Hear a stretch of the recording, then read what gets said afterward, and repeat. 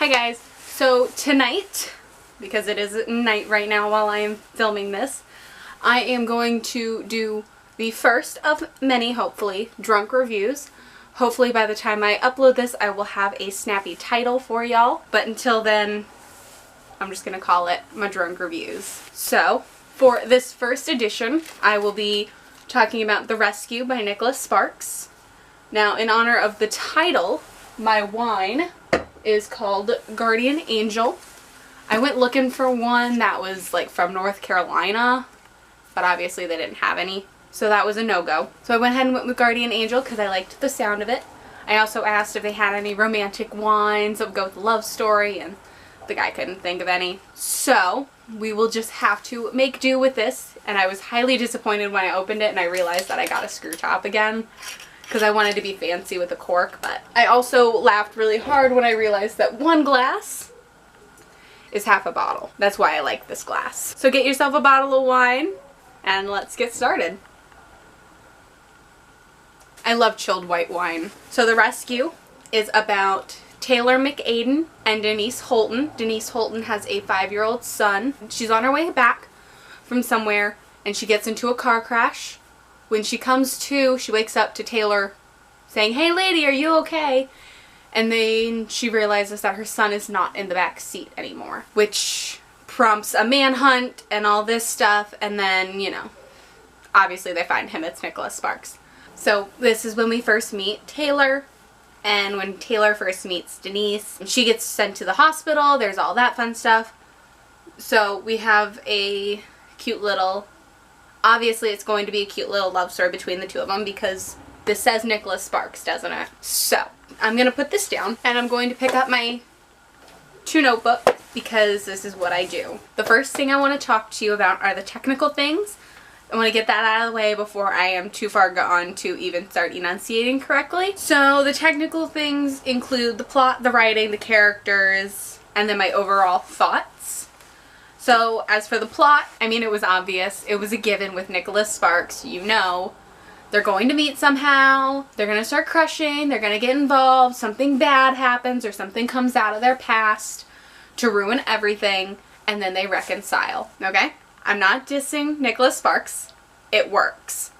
But it's a given whenever you're reading any of his books. Something that I noticed in this one, that I noticed in one of his other books, in The Choice, which was the last one I read, so that's why it's the freshest in my mind, is that he has couple friends and they always push at him. They're, you know, nudging him like, hey you, what are you doing? What are you doing? I'm gonna read you an excerpt because of course I tabbed it. Melissa and Mitch are his couple friend. "So you like her, huh?" she said, not hiding her curiosity. Before Taylor had a chance to answer, Mitch cut into the conversation. "What did he say? That he liked her?" "I didn't say that," Taylor said quickly. "You didn't have to. I could see it in your face. And besides, you wouldn't have dropped her groceries off if you didn't." Melissa turned to her husband. "Yeah, he likes her. You're putting words in my mouth."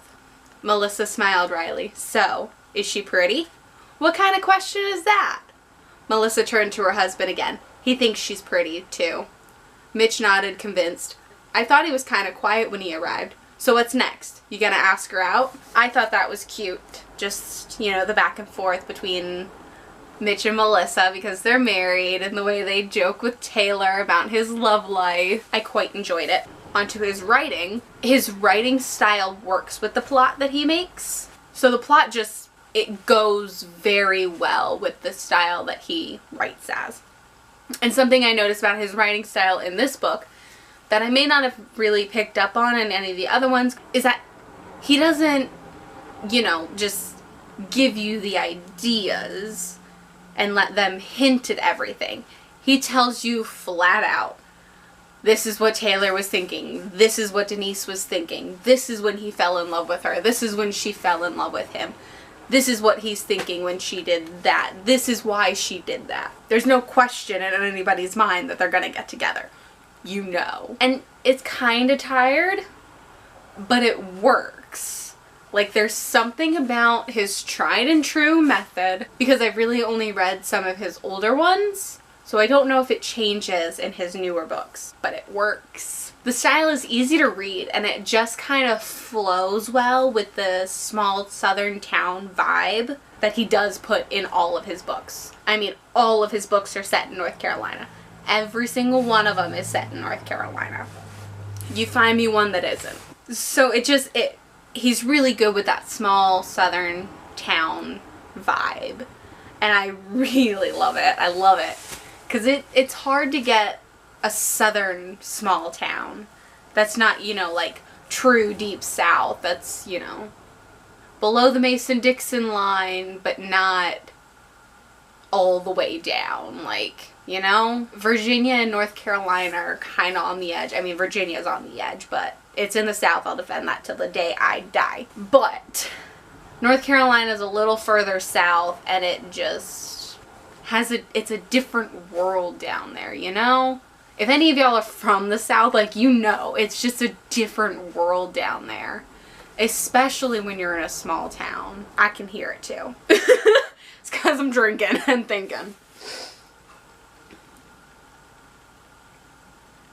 Moving on to the characters. I like his characters. It's easy to understand his characters because, again, back to his writing style, he spells everything out for you. So it's really easy to know who his characters are, where they come from, why they're the way they are. I mean, with Taylor, we didn't get a lot of backstory. It took a while for us to really get his backstory, but we did get it.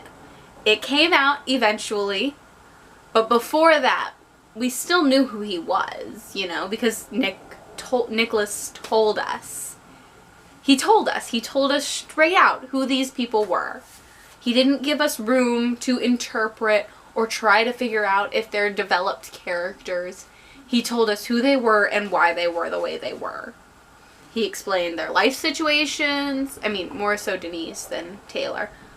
But he told us everything. Taylor's a fun character. He's complex.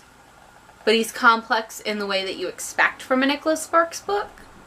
Because usually it's something with a guy who messes up and has to fix something. So it's usually him who has some issue. With Denise, I really enjoyed her character. She's a single mother with a son who's a little on the special scale. I'm saying special scale and that just sounds so awful. I apologize so heavily right now. But I don't know how else to word it right at this moment because she kind of explains what's wrong, but we never really fully get an answer as to what is actually wrong with him, other than he just learns a little slow and he doesn't quite understand things. But just watching her with her son, and it was nice. So my overall thoughts on the book basically come down to it's a little dated. I mean, it was published in the year 2000. And the reason I say it was dated is because no cell phone contact. You know, there was no constant texting, which was nice. Like, it was really refreshing to have them actually spending time together. They weren't texting. They were over, you know, like Taylor was over her house and they were talking in person. There were very few phone calls. They were just there. And that was so refreshing coming from a society and the relationship that I'm in right now where all we do is text, you know, like, and it makes me long for those days of the simplicity of their relationship and the simplicity of the way that it just works. But this also just makes me really glad to live in the times that we do. Because in the book, Taylor goes away on 2 trips or something. And they don't have any contact, really. I mean, he would have to find a phone to call her. Whereas, if me and my boyfriend lived in the same place, and one of us went on a trip, we could literally contact each other through the entire thing with just our fingertips. You know? Because we have cell phones. And I'm going off on a tangent, so I'm going to stop there. The other thing that dated it was checks. So there's a moment where she goes to the grocery store and she writes a check. And that to me was just like, whoa, flashback. Because I remember as a child going to the grocery store with my mother and her writing checks, you know? And it's crazy because, yeah, they had credit cards back then in like the 90s and the 2000s, but so many people wrote checks for things. And I mean, I write checks, I have a checkbook, but the only thing I write checks for are things that I have to mail. So I write checks for those. But that's it. And this woman is writing a check at the grocery store. Like, most places don't accept personal checks anymore. So that was just kind of like, whoa, flashback. But I kind of liked it. Like, I like the things that date this book. Done with my little tangent on that one. So the rest of my overall thoughts. It was predictable yet enjoyable. I mean, it was Nicholas Sparks. He does have a method. He has a way of writing. And I enjoy it. Like, maybe I'll get sick of it when I get to his 22nd book. Because I'm pretty sure I'm on his 20. I'm pretty sure it's something like that. But it's enjoyable still at this point.